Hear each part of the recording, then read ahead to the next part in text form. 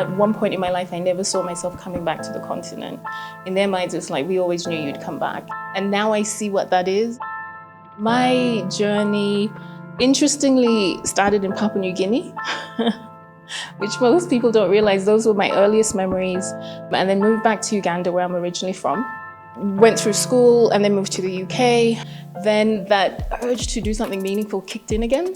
And after 19 years, moved back to Uganda and then got into the most significant role I'd had to that point, which was setting up Uganda's national oil company. And I discovered I was the first woman to ever do this anywhere in the world, and took it from me in an office to over 100 staff and $20 billion worth of contracts with some of the biggest energy companies, following IFC standards on environmental impact and community impact, which was really important.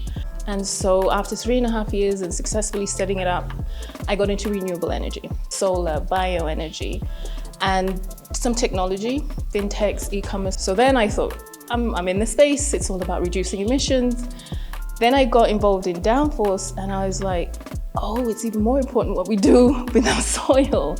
And sort of reading up, really appreciating that not only is what we do with our soil critical for the environment, you know, the more carbon we pull from the atmosphere into the soil, that's good. It's the habitat for biodiversity and all our natural gardeners, so conservation. And it's the only route in which we're going to feed a lot of people well. And we want to feed them nutritionally dense food. So suddenly I'm like, this thing called soil is this intersection of 3 critical imperatives: climate, food, and biodiversity. We have some of the biggest and the vastest agricultural lands on earth, right? And so being able to validate the technology in more mature markets was great.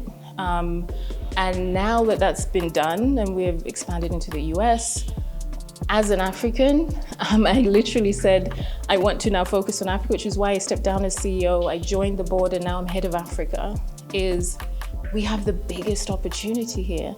If we can actively grow crops in a better way that gives us more nutrient dense, better food that's healthier for the soil, and you can earn additional revenue, this is the continent for that to happen. There is so much opportunity. Yes, challenges, so not glossing over some of the challenges.